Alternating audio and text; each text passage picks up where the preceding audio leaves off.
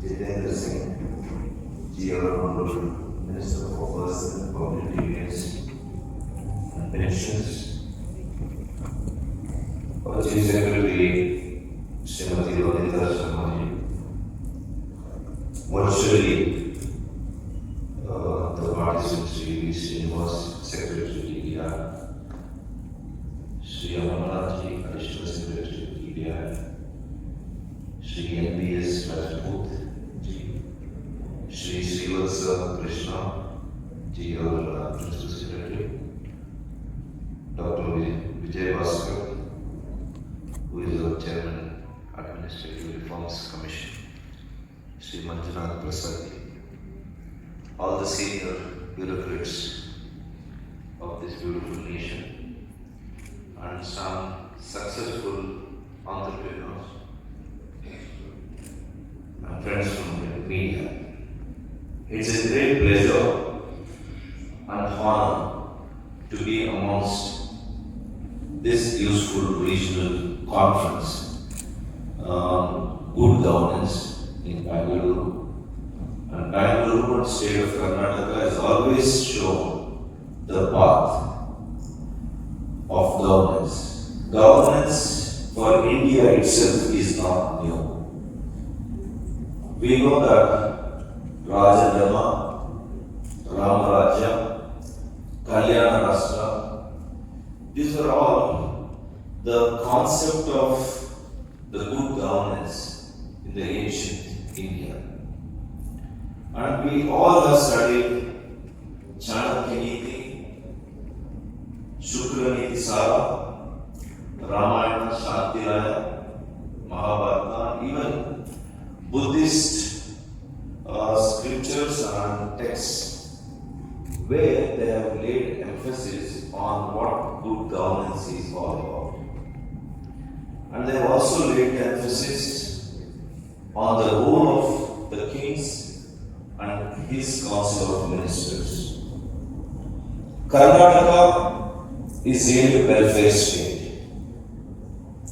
We go back to 12th century, and I have to really acknowledge in the memory of Basavanna.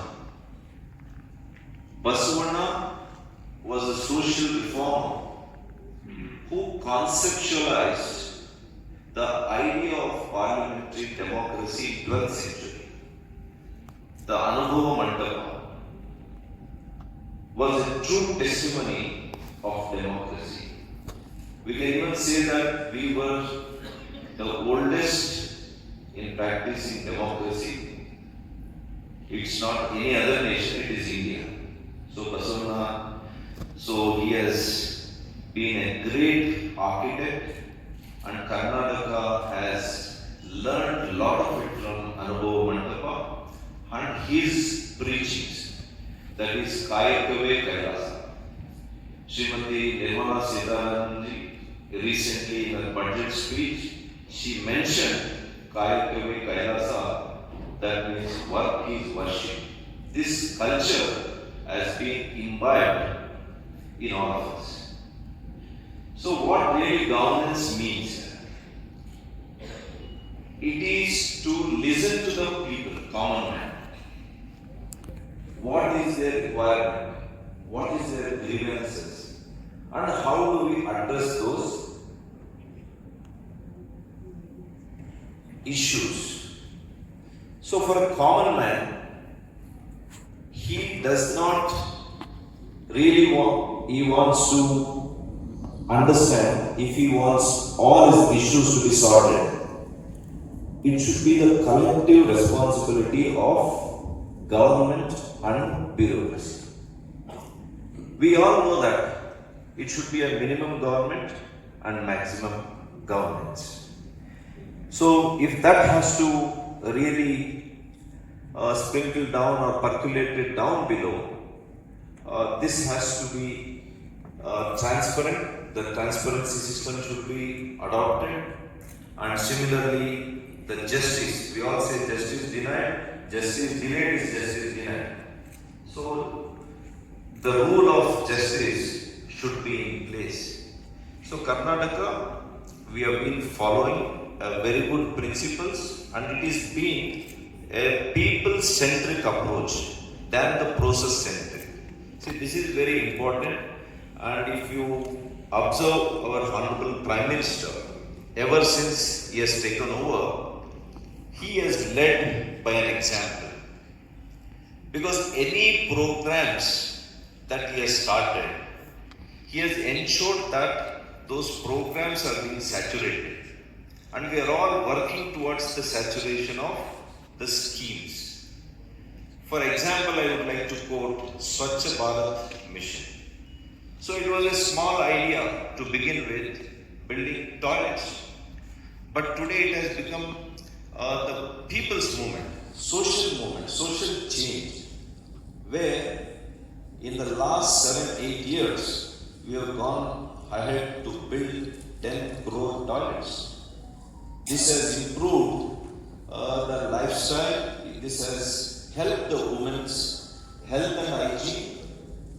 So this has contributed to the social health of this country, not just the physical health of this country. So similarly, his programs like One Nation, One Grid, One Nation, One Card, that ABRK card, Ayushman Bharat, digitalized health card that we are issuing today. So similarly, One Nation, One Ration card. These were all dreams of the leaders, but today it is being realized. A politician or a leader is a dreamer. Such dreams can be fulfilled and realized only with the relentless work of the bureaucratic system in this country.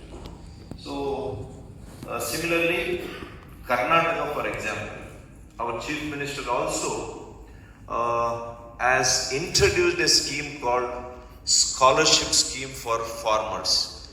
The empowerment can happen in education, healthcare, housing, good infrastructure, access to the financial institutions, and access to the markets.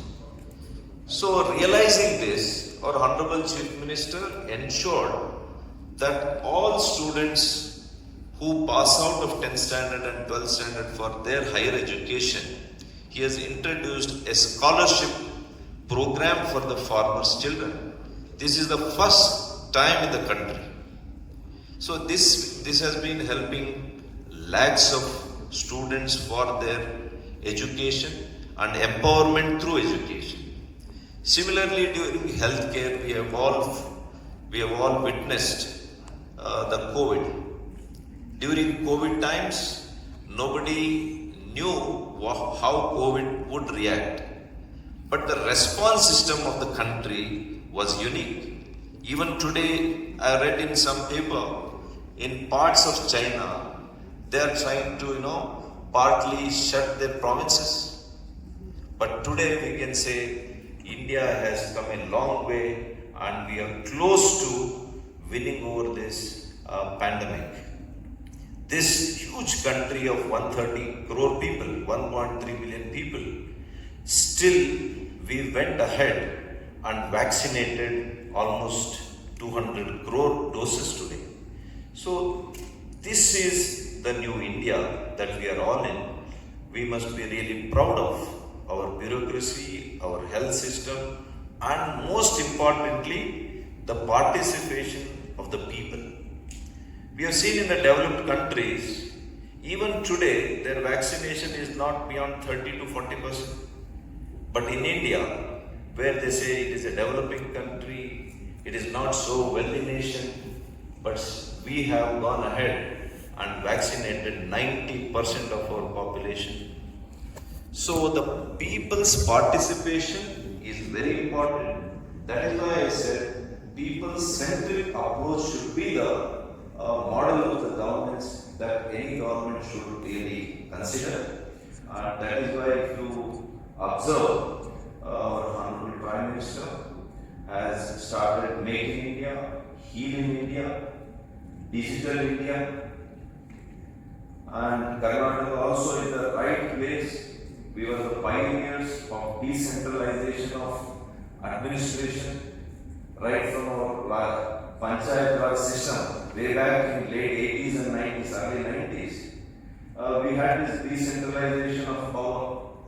We had the three-tier system in the districts, taluks, and then Gram Panchayats.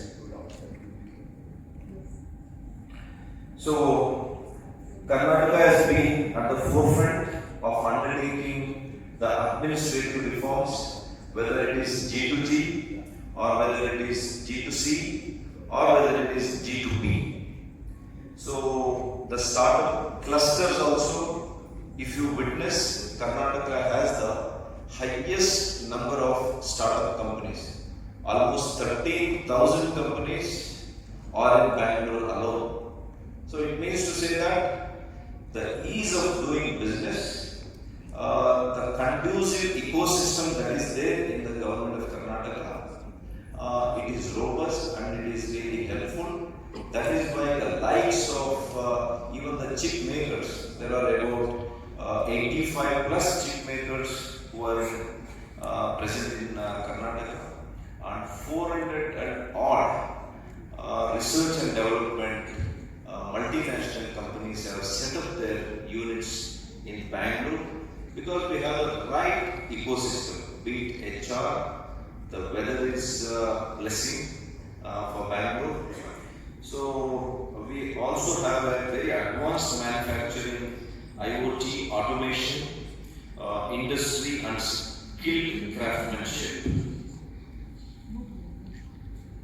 And Karnataka believes in triple R model of governance. The first R is to recognize the issues and opportunities. The second R is respond to them effectively. And redress is the third R, where if there are concerns, concerns should be addressed and solved holistically and comprehensively. And as I already told you, our Honorable Prime Minister has backed the unbacked. He has insured the uninsured segment of this country. He has vaccinated those unvaccinated people.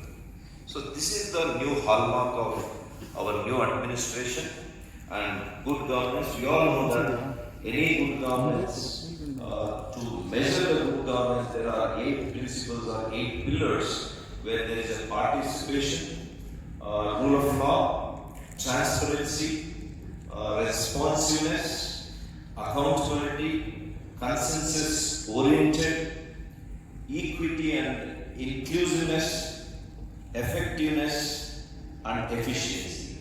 These are the 8 pillars where we can measure our way of governance. We need to have a short-term, mid-term and long-term goals of the state and the nation. Our Prime Minister, in one word if I have to say, as Plato says, king should be like a philosopher, philosopher should be like a king. So he is the true Raja Rishi that we have in him. And our Honorable Chief Minister is also following his footprints. Similarly, reform, perform and transform is the mantra of our Prime Minister. Similarly, it is the guiding principles in administration, because only reforms can bring in and can handle any kind of challenges. In the post-COVID era, we have reformed so much the augmentation of health infrastructure and human HR personnel could happen only with our reforms to ensure that there is a last mile care delivery. And similarly, because of the prosperity of India, as John F. Kennedy says, American roads are good not because America is rich. America is rich because American roads are good. That is the whole mantra of our Prime Minister, who feels that India can be wealthy if India is healthy. And India is healthy not because just India is becoming wealthy. So that is the concept that we should go ahead. India should become healthy in the next 25 years. We should be the most healthy nation in the world. And as our Honorable Chief Minister also wants that our government, our every program, our every scheme should be Sarva-Vyapi and Sarva-Sparshi. It should reach the last mile and the last person in the society. We are very few weeks away from the 75th independence, and this seminar will lay the foundation to script the next chapter of New India in the Amrit Kaal. That way, our Swaraj and Suraj can be the two faces of the same coin. And lastly, I would like to conclude by saying, सबके प्रयास से ही सबका विकास होगा. जय भारत, जय Karnataka. Also,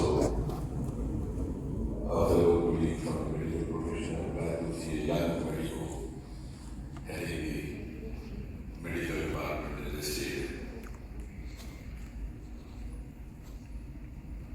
Secretary ARPG, Mr. Singh, I know he's connected to us. Actually, he had been very passionate about this conference and really eagerly looking forward.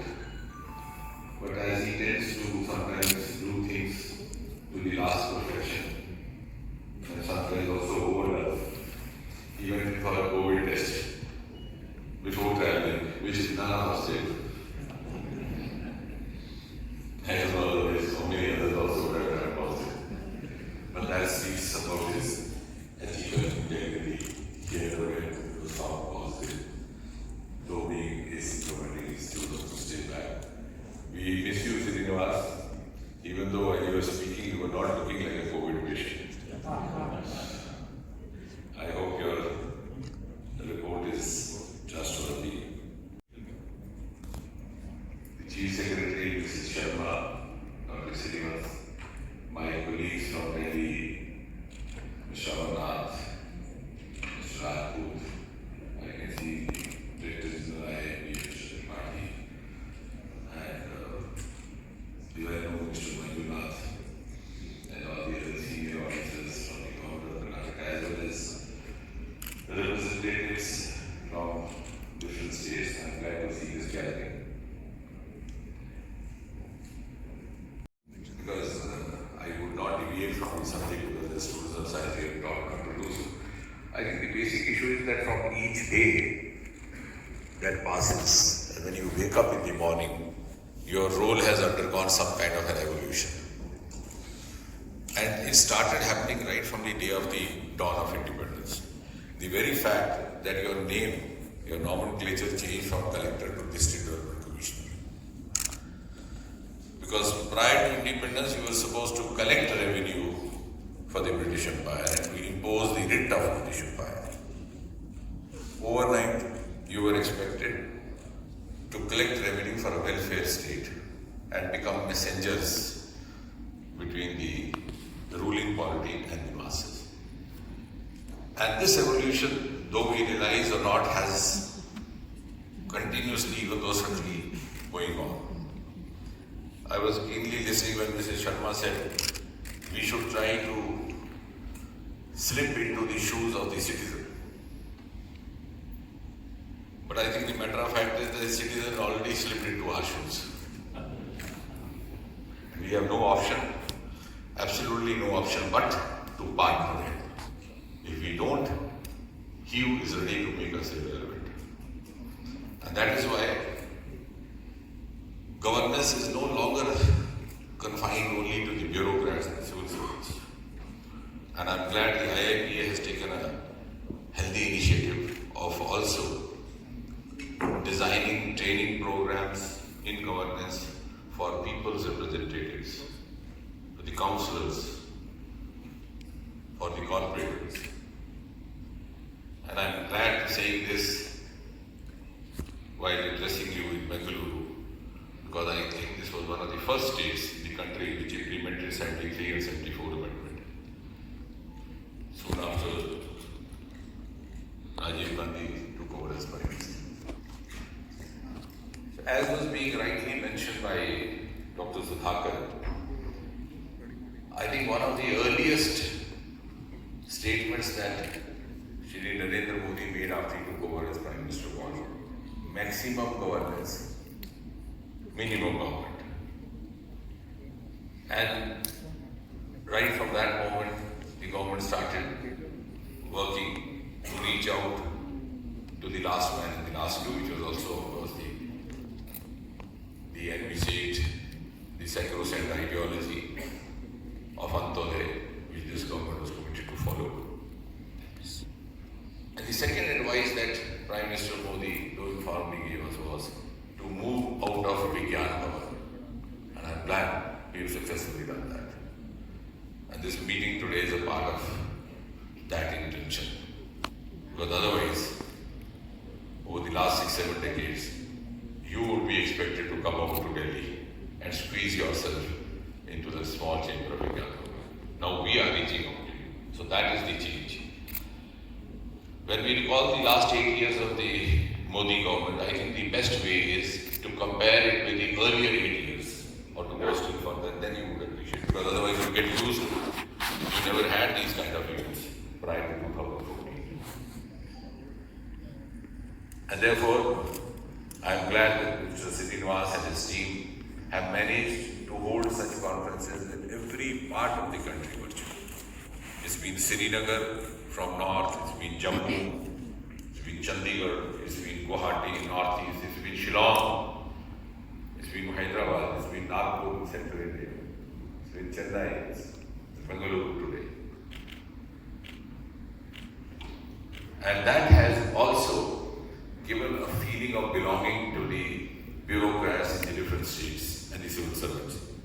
And when the local media covers these events, the citizen inadvertently becomes a party to it, which is, of course, one of the main objectives that we have.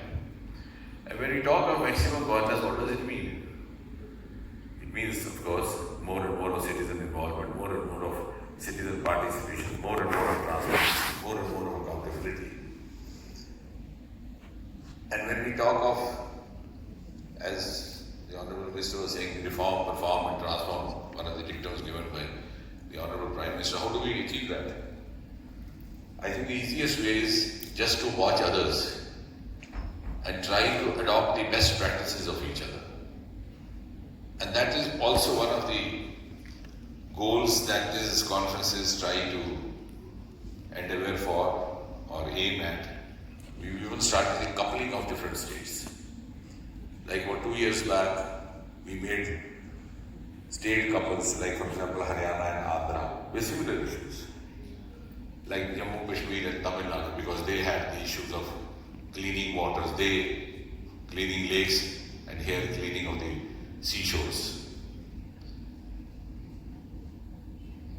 So we perform and we learn from each other and help ourselves transform in the manner the other one has done.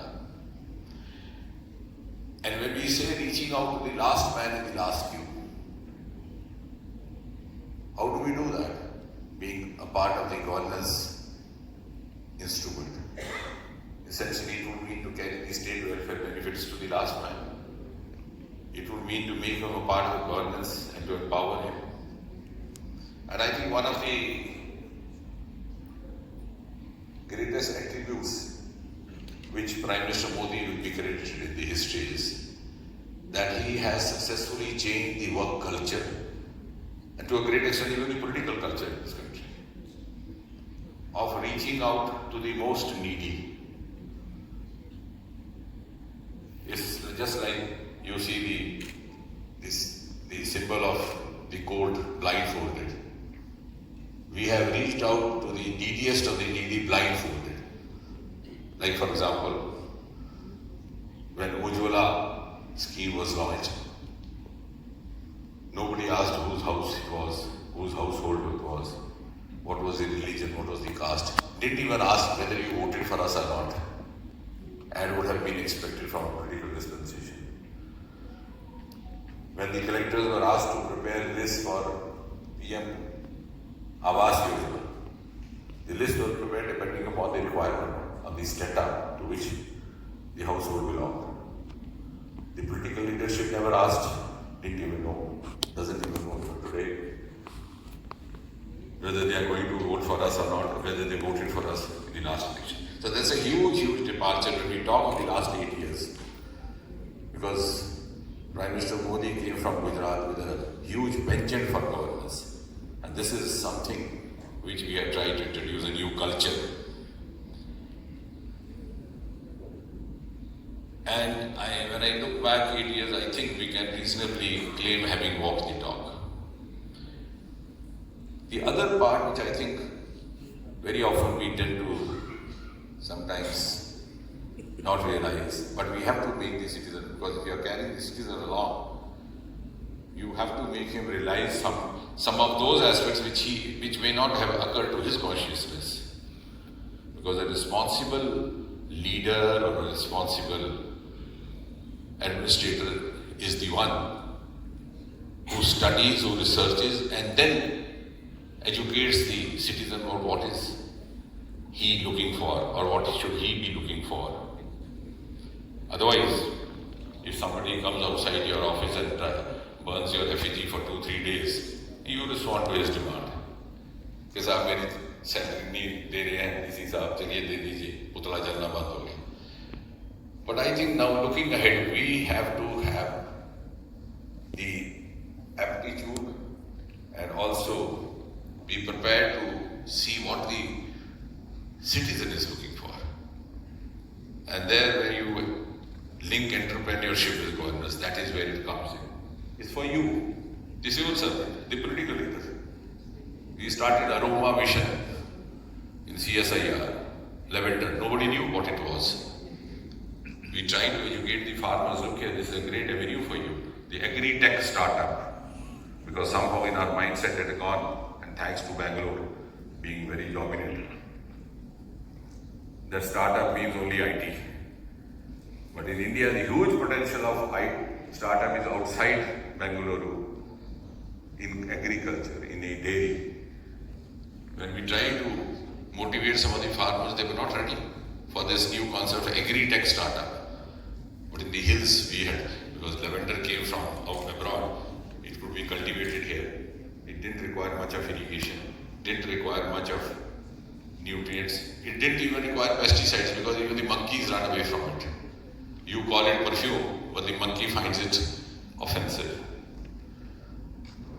When we forced some of the youngsters to give a part of our land and then started making lakhs, we now have 5,000 in a hilly terrain of Jammu and Kashmir.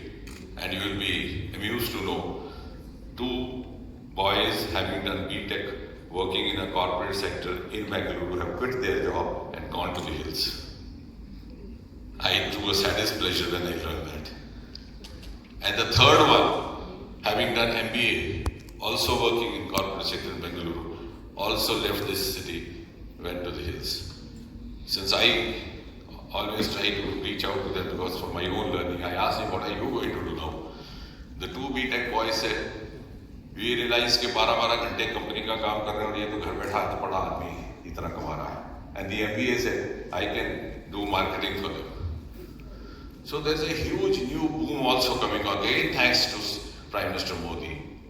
He gave it that kind of a dignity and that kind of priority by making a call for Stand Up India, Start Up India from the ramparts of Red Fort on the 15th of August 2015. And when the Prime Minister of India says anything from the Red Fort during his Independence Day address, it becomes a declaration of intent of the government in place.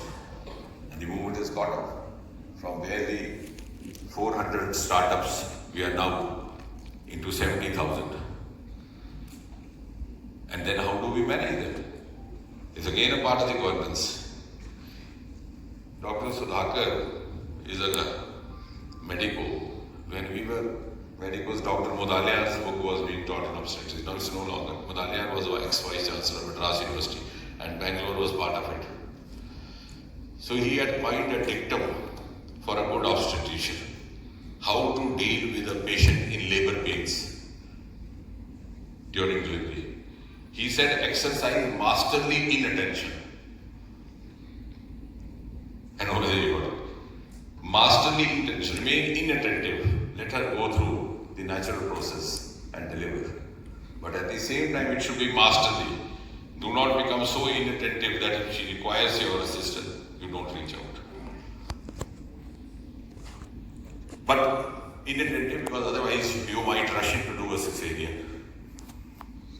So here again, the governance with regard to these entrepreneurs and these startups, as your theme suggests, will require masterly inattention. You have to allow them to do what they are and step in where they actually require you. That also, I think, sums up the essence of maximum governance, minimum government. The other aspect which is often not talked about, I'm sure next time I'll suggest to Mr. Srinivas that we have a theme on this also.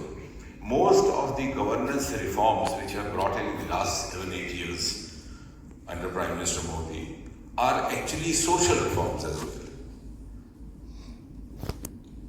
I think it will be too miserly to call them merely governance reforms. For example, within 3 months of this government having taken over somewhere in the month of August or September in 2014, we did away with the practice of getting your documents attested by the gazetted officers. It was a dubious legacy of the British Raj. It should have been done away with 7 decades ago. But nobody had the courage. And when I announced that, somebody from the media said, what if some youth fudges his certificates? I said, look here, the message should go to every corner of the country that now we have a Prime Minister, we have a government which has the capacity to trust its youth. When we talk of India, which has more than 70% population below the age of 40, we are all on the odd side, though all sorts of colors are available in the market, so you can choose to remain white, black or grey. But the matter of fact is, how can you deal with a nation without learning to trust the majority population, which happens to be that of youth? And that also is relevant when we talk of startups and also talk of governance reaching out to them.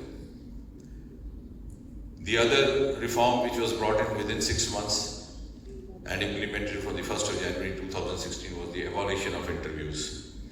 Many of these reforms Prime Minister Modi had already implemented during his tenure as Chief Minister of Gujarat. He had abolished the interviews. And by abolishing interviews, a level playing field was handed out to the youth of this country, regardless of whatever their socio-economic status. Because otherwise the complaints would be that a candidate would score 100 marks in written, he would be failed in interview. And somebody who had worked as a domestic servant in a bureaucrat's house or a minister's house would get the job. So that day I said, no, the problem will be that these government functionaries will not find it easy to get a domestic help. Because आप 2 साल कर लीजिए बर्तन साफ, उसके बाद चपरासी लग जाएंगे. CP grams, as Srinivas was hinting at, when we came in, there were only 2 lakh complaints being filed in the entire year. So in a country with more than 1 million population, only 2 lakh complaints. Today we have 25 lakh. And somebody asked me, does that mean that number of complaints have gone up against the Modi government? I said, no. The answer was given 150 years back by someone called Mirza Ghalib, who said, जब तवक्को ही हो गई गालिब क्यों किसी का गिला करेंगे? The complaint is lodged where you think the response will come. आप घर में उठते भी अपने प्रियजन से तभी कि कोई आके मना जाएगा. अगर पता हो कि मनाना ही नहीं है तो आप उठेंगे भी नहीं. Because we've been prompt, we have been responsive, we have followed a timeline. I used to personally make random calls when we started off in 2016, we give it a new format. Every Friday evening I would make random calls to check. They would then check my profile, whether I was fake or real. Because we were passionate about it, we wanted to prove a point. The PM Excellence Awards has been given a different format. Again, to make governance closer to citizens, which is the theme. Earlier on, it was given more or less on the profile of the individual collectors. Now you have to put in your entries depending on the district's program or the flagship program carried out by the district. And there's a competitive sense, and almost all these 750 odd districts compete now. That is the kind of enthusiasm. Man was talking of technology. The matter of fact is that we have not to adopt technology. Technology is taking us over. We have no option. I'm glad that in our department, the Department of Cinemas, we were the first to introduce, which should have been some other department, to introduce face recognition technology. Because when I came, because I was also a professional, we had to sign certificates of life for the pensioners, as you would also be asked to do. And I didn't find it very comfortable. I said, okay, death certificate to देखे, जब hospital में कोई patient मर जाता है उसके attendant कहते हैं death certificate जरूर लिखिए, because the survivors would get insurance benefits, other things. But nobody asked you to produce a certificate of you being alive. So we used digital methods. Immediately we started. In fact, I was not personally also in favor, but then I was told that there were some reports of having misappropriations done. So we introduced digital technology. You can sit at home and send your digital proof. Later on, we started living long because lifespan in India is increasing. A few moments back, I said we are 70% below age of 40, but that does not mean that the oldies are giving pace. They are also staying there. I was telling the medicos the other day, the graph of age in India is biphasic. If you take the percentage, the 70% is below 40. But if you take the whole number, then at the time of independence, most of the deaths were happening in the 6th decade, that is in the 50s. Many people died before superannuation. Now average age is gone above 65, 70. So after 80, the digital marking is not accurate. When this occurred to us, we were the first to introduce face recognition technology. Then, for the benefit of while this government has followed a policy of zero tolerance towards corruption, we are also conscious of the fact that a well-performing officer should be given a friendly work environment. And that was one of the motivations why in 2018 we brought in an amendment for Prevention of Corruption Act, 30 years after it was formulated in 1988. And now even the bribe giver is equally culpable as the bribe taker. And I think all this has been possible and is going to be possible, and we are going to achieve optimum results only when we stop sermonizing each other. We have to break these silos, and then we have no option. Because as I say, the technology is taking us over, the citizen is taking us over. We are being taken over by unknown forces. The intelligence being taken over by artificial intelligence. Someday it will be difficult to say how much of yours is born intelligence that you are talking and how much is somebody having a spell over you. And that is why I am glad we have tried to consciously make ourselves part of this new trend. That is why the Department of Administrative Reforms did not only confine itself to sermonize on the governance reforms, we took up the initiative of Swachhata. And you will be glad, Dr. Sudhakar, we have earned 62 crore rupees only by selling off this scrap. That is a new startup, I believe. I'm sure next time when the Swachhata campaign starts, there will be a startup group which will come forward. Like yesterday I was at ISRO We have a startup company which has come forward to help us in clearing the space debris, which is a very new area. The equipment has been just installed because so many rockets and satellites in the space from all countries, they are throwing that debris. Only a few months back we had some debris from a Chinese rocket falling in Gujarat and Maharashtra. Of course, it didn't cause any harm. We have a private startup who's offered to do this for us. Tomorrow we'll have a startup because now they realize. And you know how we earn 62 crore? More or less from electronic scrap. Because if you go home also, you'll find so many of the mobiles lying here and there. You discard the earlier one, you start the new one, you even forget where you have done this. We took the same, gave it to some of the people who are in the business of assembling it. And Mr. Srinivas donated 62 crore and 54 lakh rupees to be precise to the government exchequer. So that has been possible because of the integrated approach in working. And that also is in tune with the cooperative federalism which Prime Minister Modi spoke about soon after he took over. And then when you involve the citizen, is it only the citizen of Bengaluru? Who is the citizen? That itself is a dilemma, particularly in a heterogeneous country like India. So I suggested to Srinivas, we should start now moving downwards. So we moved to districts. We prepared a district governance index.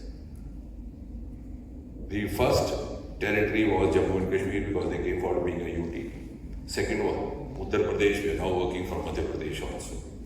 And it has been designed very scientifically, somewhat inspired by aspirational district approach because I was part of that team. Because aspirational is not necessarily backward. We have about 40 odd indices. Maybe you are lacking in education, you are high up in health. So in the index which you are lacking, how do you come at par with the state number one and then at par with the country number one? So following the same pattern we have designed, and now I was discussing with Srinivas that we will go down further because प्यास बढ़ती जा रही है. And we have named it Prashasan Gaon Ki Oor. We'll expect the Panchayat heads, the DDC heads to get involved with us and to prepare this governance index. And of course, I'm sure in this conference, you must have been made aware of the other activities that this department is already engaged in. This Mission Karm Yogi for the bureaucrats, civil servants, shift from rule to role. Otherwise, what would happen? When you become health secretary, you have to pose that you can write a better prescription than the doctor. Not your fault, because in Mussoorie, when I'm looking after the Basavanna also, we are taught to impose. Sarkar ka ikbal kaise dete hain? You can't appear to be not possible. Next day you become agriculture secretary. You have to know more farming than the farmer. Here we will give you the confidence because you will be updating yourself continuously and also grading yourself through this module. And when we talk of citizen, this year by end hopefully, the same ministry through of course the other sister organization DOPT will be holding the first ever common eligibility test. Because otherwise what would happen one day you have a railway services exam, the center is Bengaluru, next day CSS, headquartered Delhi, center Madras, nowadays known as Chennai. So I'm an old timer, so I tend to speak Bangalore for Bengaluru at the risk of annoying some of the. Anyway, so third day you have an exam related to banking. The center may be somewhere else. Everybody can't afford to appear in every exam. And mostly the daughters. So we would have to begin with all these three largest services single exam and then we will extend further. We'll also include all the 8 scheduled languages, almost 22. So that will also address the complaint which has been happening of language bias, particularly from the South India. And we'll keep the validity of that exam for 3 months, 3 years ago. It will be something like your NEET as you have. So we'll form a pattern and I'm sure in course of time even the private corporate will use that list of merits. So wherever the advertisement happens, or requirement happens, they can refer that parameter.